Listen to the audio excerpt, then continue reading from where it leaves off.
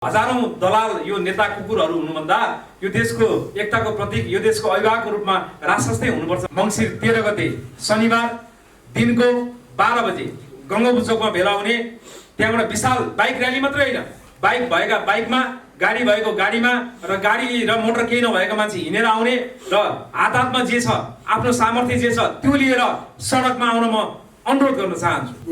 केपी ओलीबाट यो गणतान्त्रिक व्यवस्थाको अन्त्य गरेर अब राजतन्त्रलाई चाहिँ पुनः आत्मसात गरेर एउटा विधिको शासन बसालौँ। राजनीति तपाईँहरूले गर्नु हामीलाई चाहिएको छैन, तर एउटा विधिको शासन यो देशमा एउटा खम्बा चाहिँ आवश्यक पर्छ। यो गणतन्त्रवादी यो विदेशी दलालहरूले यिनीहरू जुगा जस्तो हो, जति खाए पनि पुग्दैन, जति चुसे पनि पुग्दैन।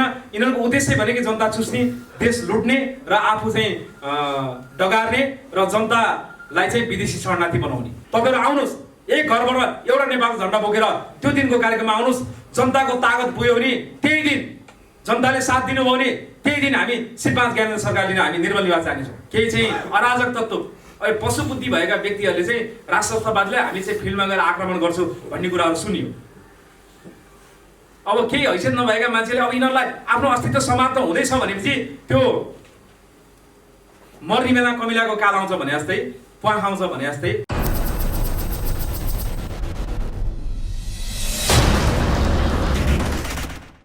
त्यही हो, यहाँले बुझिसक्नु भएको छ।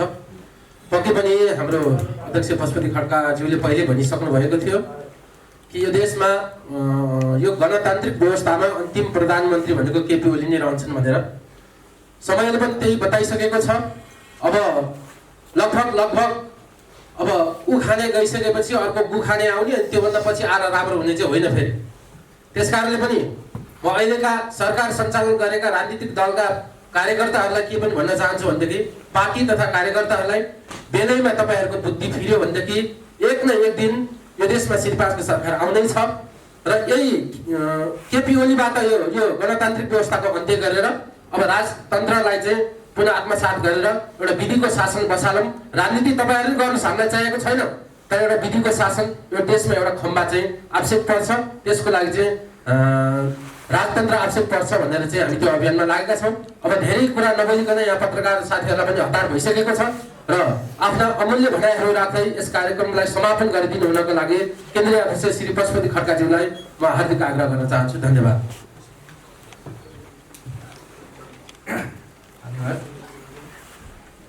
शाही युवा शक्ति नेपालका केन्द्रीय समितिका साथीहरू, उपस्थित सम्पूर्ण पत्रकार मित्रहरू र सहभागी सम्पूर्ण दाजुभाइ तथा दिदीबहिनीहरू,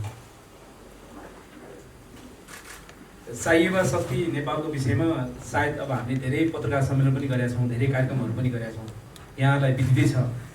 तर पनि म शाही युवा शक्ति नेपालको स्थापना 2068 सालमा भएको थियो र त्यो बेला चाहिँ गणतन्त्रवादीले आक्रमण गर्न सक्ने अवस्थामा चाहिँ हामीले चाहिँ विशाल बाइक र्यालीसहित श्री5को झन्डा बोकेर त्यो बेला पनि गणतन्त्र मुर्दाबाद, राजतन्त्र जिन्दाबाद भन्दै त्यो शाही युवा शक्ति नेपालको थालनी गरेका थियौँ।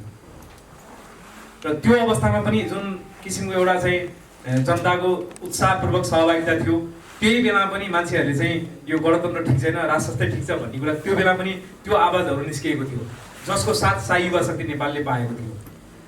सायद अहिले शाही युवा शक्ति नेपालले जुन राष्ट्रस्था हुनुपर्छ, गणतन्त्र चाहिँदैन, धर्मनिरपेक्षता खारेज हुनुपर्छ, सङ्घीयता खारेज हुनुपर्छ, नेपालको संसारको एउटा मात्रै परिचय हिन्दू राष्ट्र हुनुपर्छ, राष्ट्रस्था राष्ट्रिय एकताको प्रतीकको रूपमा हुनुपर्छ र यो सङ्घीयताको चाहिँ संरचना खारेज हुनुपर्छ र अखण्ड नेपाल हुनुपर्छ भन्ने उद्देश्यका साथ शाही युवा शक्ति नेपालले अनवरत रूपमा र हाम्रा यस्ता होनार युवा साथीहरूको साथ लिएर मैले चाहिँ शाही युवा शक्ति नेपाललाई यहाँसम्म ल्याउने जुन प्रयास र सफलता मिलेको छ र पत्रकार साथीहरू पनि धेरै चाहिँ हामीलाई चाहिँ सहयोग र चाहिँ साथ मिलेको छ र अहिलेसम्म पनि मिलेको छ र भोलि पनि मिल्नेछ भन्ने कुरा मैले आशा गरेको छु। र रहेको कुरा अब अहिले हामीले चाहिँ सधैँभरि सडकमा चाहिँ कार्यक्रम गर्थ्यौँ, हामीले गणतन्त्र खारेजीको नाराहरू लाउँथ्यौँ, जनताको थोरै साथ र सहयोग मिल्थ्यो र त्यो राष्ट्रस्थको आवाज जुन मरिसकेको अवस्थामा गणतन्त्रले चाहिँ राष्ट्रस्थवादीहरूलाई चाहिँ सिद्धाउन लागेको अवस्थामा जब शाही युवा शक्ति नेपालको थालनी भयो, अनि त्यो राष्ट्रस्थको आवाजहरू बिस्तारै फेरि जनताको मनमनमा, जनताको मस्तिष्कमा र पछिल्लो समय चाहिँ सामाजिक सञ्जालमा पनि राष्ट्रस्थ चाहिन्छ भन्ने आवाज बिस्तारै खुलेर आयो। हेर्नुहोस्, यसको सहयोगी हातहरू तपाईँहरू पत्रकार मित्रहरू पनि हो। जुन अहिले सामाजिक सञ्जालमा युट्युबमा अहिले मान्छेहरूले सडकमा निस्किन नसके पनि आफ्नो पोस्टमा चाहिँ यो हजारौँ दलाल यो नेता कुकुरहरू हुनुभन्दा यो देशको एकताको प्रतीक यो देशको अभिभावकको रूपमा राष्ट्रस्थै हुनुपर्छ भन्ने जुन आवाजहरू व्यक्त गरिरहँदाखेरि र अहिले त्यो जनतालाई गणतन्त्रबाट वाक्क दिक्क भएर अहिले जनताहरू चाहिँ पूर्व पश्चिमबाट देशव्यापी रूपमा सडकमा निस्किन थालेका छन्। त्यसको लागि सम्पूर्ण निस्किनु हुने तमाम नेपाली जनतालाई म हार्दिक धन्यवाद दिन चाहन्छु। अब जनताको तागतले यो देशमा नेपालको राष्ट्र पुनर्स्थापना गर्नुपर्छ। कुनै विदेशी शक्तिको इसारामा होइन, कुनै ठुलो दलले चाहिँ राष्ट्रता बोकेर राष्ट्रता आउँछ भन्ने जुन एउटा भ्रम पनि छ, त्यो भ्रममा नपर्न पनि म सम्पूर्ण नेपाली जनता र राष्ट्रतावादी राष्ट्रवादी जनतालाई आग्रह गर्न चाहन्छु। जनताको तागतले, तपाईँ हाम्रो तागतले नेपालको झन्डा बोकेर यो देशको आवश्यकता राष्ट्रता हो भनेर त्यो निस्किन पर्ने अवस्था भएको कारणले शाही युवा शक्ति नेपालले हेर्नुहोस् सयौं कार्यक्रम दिएको छ सडकमा। धेरै कार्यक्रमहरू ओझेलमा पर्यो होला, तर अब अहिले वास्तविक रूपमा आखिर शाही युवा शक्ति नेपालले भनेको कुरा यो देशमा राष्ट्रता हुनुपर्छ भन्ने कुरा तल्लो लेभलको जनतादेखि बुद्धिजीवी वर्गसँग त्यो कुराहरू चाहिँ प्रमाणित हुँदै आएको छ र छरपष्ट रूपमा अब सडकमा आउँदैछ। यही कुराहरूलाई केन्द्रित गर्दै हामीले अब आउने मङ्सिर 13 गते शनिबार दिनको 12 बजे गङ्गोबु चोकमा भेला हुने, त्यहाँबाट विशाल बाइक र्याली मात्रै होइन, बाइक भएका बाइकमा, गाडी भएको गाडीमा र गाडी र मोटर केही नभएका मान्छे हिँडेर आउने र हातमा जे छ आफ्नो सामर्थ्य जे छ त्यो लिएर सडकमा आउन म अनुरोध गर्न चाहन्छु। किनकि तपाईँ हामी अब पनि चुप्लाएर बस्यौँ भने यो गणतन्त्रवादी यो विदेशी दलालहरूले यिनीहरू जुगा जस्तो हो, जति खाए पनि पुग्दैन, जति चुसे पनि पुग्दैन। यिनीहरूको उद्देश्य भनेको जनता चुस्ने, देश लुट्ने र आफू चाहिँ डगार्ने र जनतालाई चाहिँ विदेशी शरणार्थी बनाउने। त्यो कुराहरू त प्रमाणित भइसकेको छ। अहिले चाहिँ जनतालाई ठुलो आशा थियो। हेर्नुहोस् गणतन्त्रको नाममा जेसुकै भए नि 2/3 सरकार आछ, स्थायी सरकार भएको छ, अब हामीले काम गर्न पाउँछौँ, गरी खान पाउँछौँ भन्ने एउटा आशा पला थियो। तर आज यो 2/3 सरकारमा जुन सत्ताको लुच्छाछुडी, जुन एउटा चाहिँ प्रधानमन्त्री पद र मन्त्री पदको लागि जुन एउटा लडाइँ भइरहेछ, यो कुकुर जुदाई खेल अब नेपाली जनताले हेरेर बस्नेवाला छैन। अब यसलाई नेपाली जनताले सडकमा निस्केर यसको प्रतिकार गर्नेछन्। त्यसको एउटा पुलको रूपमा शाही युवा शक्ति नेपाल खडा भएको छ। यो अब हुने मङ्सिर 13 गतेको कार्यक्रम यो शाही युवा शक्ति नेपाल आयोजक मात्रै हो, सम्पूर्ण नेपाली जनताको कार्यक्रम हो। जसले नेपालमा राष्ट्रता चाहन्छ, जसले यो देश अखण्ड चाहन्छ, जसले यो देश सुख शान्ति र समृद्धिमा अगाडि बढेको हेर्न चाहन्छ, जसले यो देशको माटोको माया गर्छ, त्यो सम्पूर्ण नेपाली जनताको प्रोग्राम हो। त्यसैले मैले यो 12 गतेको कार्यक्रममा आयोजक यो छ त्यो छ भनेर तपाईँ रन भुल्नमा नपर्नु होला। तपाईँहरू आउनुहोस्, एक घरबाट एउटा नेपालको झन्डा बोकेर त्यो दिनको कार्यक्रममा आउनुहोस्। जनताको तागत पुग्यो भने त्यही दिन, जनताले साथ दिनुभयो भने त्यही दिन हामी श्री 5 ज्ञानेन्द्र सरकार लिन हामी निर्मल निवास जानेछौँ। तर जनताले साथ दिनु पर्यो। आउनुहोस्, लाखौँको सङ्ख्यामा आउनुहोस्। हामीले बारम्बार भन्ने गरेका छौँ। हेर्नुहोस् जनताको तागत देखेपछि त्यो जनताको तागतले हामीले श्री 5 ज्ञानेन्द्र सरकारलाई राष्ट्रिय एकताको प्रतीकको रूपमा नारायणीमा भित्र छिराउनेछौँ। तर कहिले राष्ट्रता आउँछ भनेर क्वेसन गरेर घरमा बस्ने होइन, राष्ट्रता लिनको लागि सडकमा आउनु पर्यो। राष्ट्रता लिन जाउँ भन्न म आग्रह गर्न चाहन्छु। हुन त अहिले चिया पसल सामाजिक सञ्जालमा चाहिँ अब राष्ट्रता आउने भयो, अब कहिले आउँछ भन्ने यो किसिमको हल्ला त मच्या होला। तर हल्ला मचाउनु भन्दा पनि त्यो समयलाई चाहिँ साँच्चै यो देशले दुःख पाएको छ। यो देशमा विदेशी दलालहरूको विदेशीहरूको एउटा ट्रान्जिट पोइन्टको रूपमा नेपाल बनेको छ।